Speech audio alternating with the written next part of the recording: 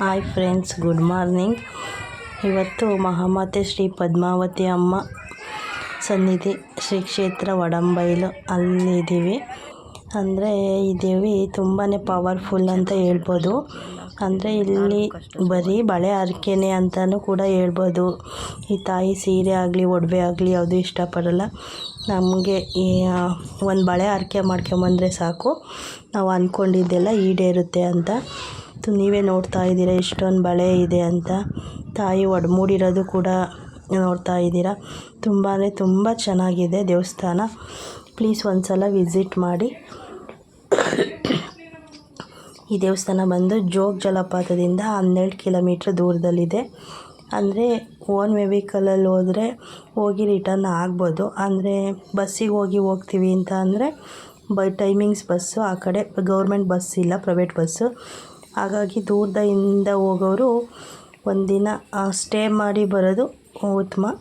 ಏಕೆಂದರೆ ಊರ ಕಡೆ ಬರೋಕ್ಕೆ ಬಸ್ ಸಿಗೋಲ್ಲ. ಹಾಗಾಗಿ ನೋಡ್ತಾ ಇರ್ಬೋದು ಎಷ್ಟು ಚೆನ್ನಾಗಿದೆ ವಾತಾವರಣ ಅಂತ ಅಂದ್ಬಿಟ್ಟು. ತುಂಬಾ ಚೆನ್ನಾಗಿದೆ ದೇವಸ್ಥಾನ. ಅಂದರೆ ಇಲ್ಲಿನ ಇತಿಹಾಸ ಏನಪ್ಪ ಅಂತ ಅಂದರೆ, ದೇವಿ ನೆಲೆಸಿರೋದು ಅಲ್ಲದೆ ತುಂಬ ಜನ ಭಕ್ತರು ಬರ್ತಾರೆ. ಅವ್ರ ಕಷ್ಟಗಳು ತುಂಬ ನಿವಾರಣೆ ಆಗಿದೆ ಅಂತಲೂ ಕೇಳ್ಪಟ್ವಿ. ತುಂಬ ಸಿಸ್ಟಮಿಕ್ಕಾಗಿದೆ. ಊಟದ ವ್ಯವಸ್ಥೆ, ತಿಂಡಿ ವ್ಯವಸ್ಥೆ ಮತ್ತು ರಾತ್ರಿ ಊಟದ ವ್ಯವಸ್ಥೆ ಕೂಡ ಇದೆ. ನೋಡಿ, ಅವಳು ಒಡಮೂಡಿರೋದು ಉತ್ತದ ರೂಪದಲ್ಲಿ.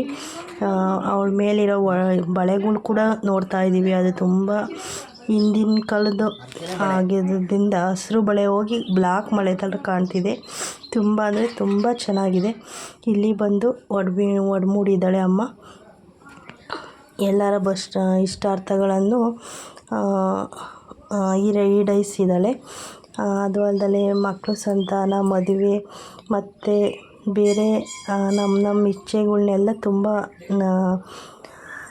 ಆಗಿದೆ ಅಂತ ಹೇಳಿದ್ರು. ನೋಡ್ತಾ ಇದ್ದೀರಾ ಬಳೆ, ದೇವಿಗೆ ಅರ್ಪಿಸಿರೋ ಬಳೆಗಳಿವೆಲ್ಲ. ಅಂದರೆ ಮುಂಚೆ ನದಿಗೆ ಹಾಕ್ತಾಯಿದ್ರಂತೆ.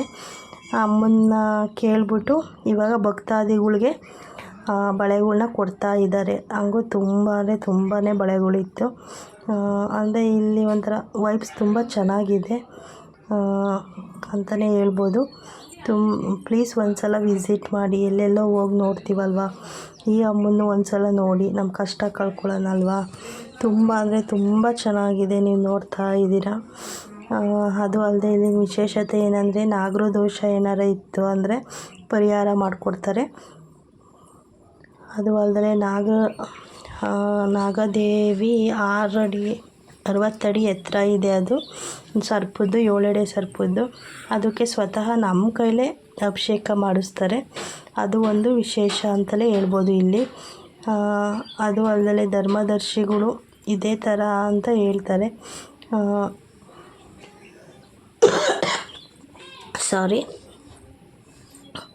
ನೀವು ನೋಡ್ತಾ ಇರ್ಬೋದು. ತುಂಬ ಚೆನ್ನಾಗಿದೆ ದೇವಸ್ಥಾನ. ಅದು ಅಲ್ಲದೆ ಇಲ್ಲಿ ಮುಂದೆ ಬಂದರೆ ಊರ ಕಾಯೋರು ಅಂತ ಅಂದ್ಬಿಟ್ಟು ಇಲ್ಲಿ ಏನಪ್ಪ ಅಂತ ಅಂದರೆ ಕಾವಲುಗಾರ ಅಂತ ಅಂತಾರೆ. ಈ ದೇವರಿಗೆ ನಮ್ದು ಏನೇ ಒಂದು ಕೋಟಿನ ವ್ಯವಹಾರ ಆಗಿರ್ಬೋದು, ಮಾಟ ಮಂತ್ರ ಆಗಿರ್ಬೋದು, ಮತ್ತು ಯಾರಿಗೋ ದುಡ್ಡು ಕೊಟ್ಟು ದುಡ್ಡು ಬಂದಿಲ್ಲ ಅನ್ನೋದಾಗಿರ್ಬೋದು, ಪ್ರತಿಯೊಂದು ವಿಚಾರಕ್ಕೂ ಇಲ್ಲಿ ಚೀಟಿ ಬರೆದು ಹಾಕುವಂಥ ವ್ಯವಸ್ಥೆ ಕೂಡ ಇದೆ. ಅಂದರೆ ನಮ್ಗೆ ಏನೇನು ಆಗಬೇಕು ಅದನ್ನು ಚೀಟಿ ಮುಖಾಂತರ ಬರೆದುಬಿಟ್ಟು ಉಂಡಿಯಲ್ಲಿ ಹಾಕುವಂಥದ್ದು. ನೋಡ್ತಾ ಇದ್ದೀವಿ ಎಷ್ಟು ಜನ ಹಾಕಿದ್ದಾರೆ ಅಂತ ಅಂದ್ಬಿಟ್ಟು.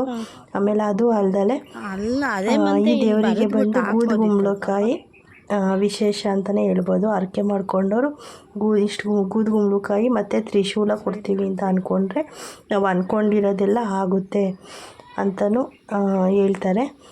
ನೋಡ್ತಾ ಇದ್ದೀರಾ ಎಷ್ಟೊಂದು ಗೂದುಗುಂಬಳಕಾಯಿ ಇದೆ ಅಂತಲೂ. ಮತ್ತು ಪಕ್ಕದಲ್ಲಿ ತ್ರಿಶೂಲ ಕೂಡ ಇದೆ. ಅಂದರೆ ಇವೆಲ್ಲ ಹರಕೆ ರೂಪದಲ್ಲಿ ಕೊಟ್ಟಿರುವಂಥದ್ದು. ಅವರ ಕಷ್ಟಗಳೆಲ್ಲ ಈಡೇರಿ ಹರಕೆ ರೂಪದಲ್ಲಿ ಕೊಟ್ಟಿರುವಂಥದ್ದು. ಮತ್ತು ಏನಪ್ಪ ಅಂತ ಅಂದರೆ ತುಂಬ ಇಲ್ಲಿ ಬುದ್ಧಂದೊಂದು ಆರ್ಚು ಕೂಡ ಇದೆ.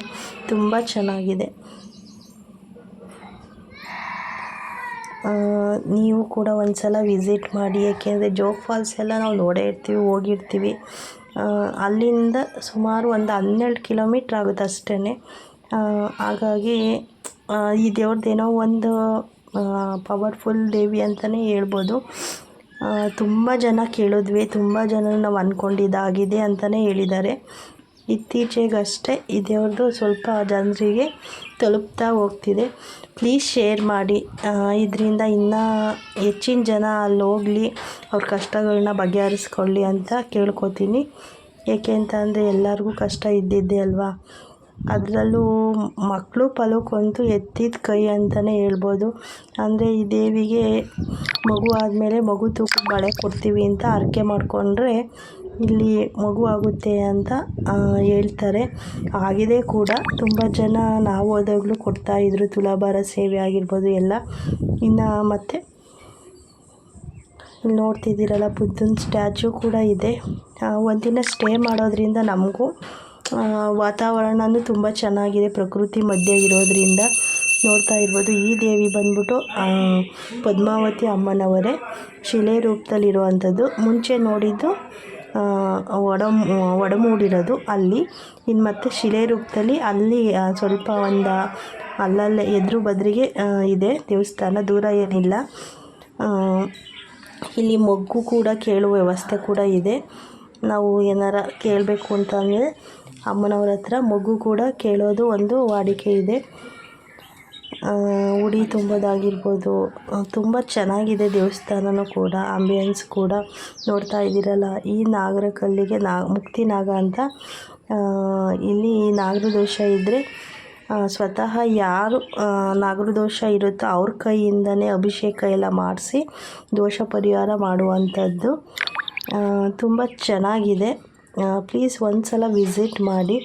ಇನ್ನು ಅದು ಅಲ್ಲದೆ ಇಲ್ಲಿ ಏನಪ್ಪ ಅಂತ ಅಂದರೆ ನವಗ್ರಹಗಳ್ದೊಂದಿದೆ. ನವಗ್ರಹಗಳ್ದಲ್ಲಿ ನಾವು ಎಲ್ಲ ಕಡೆ ನೋಡಿರ್ತೀವಿ, ಸುತ್ತ ನವಗ್ರಹಗಳಿದೆ.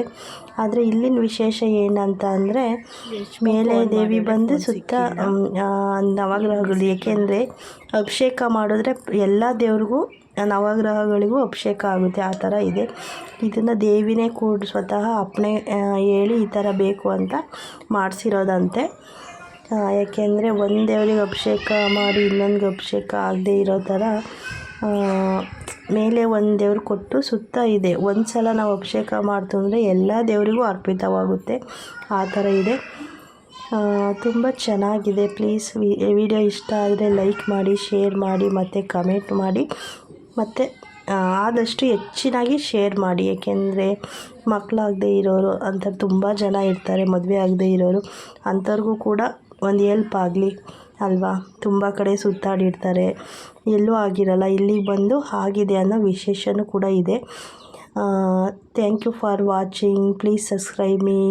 Love you all. ಧನ್ಯವಾದ.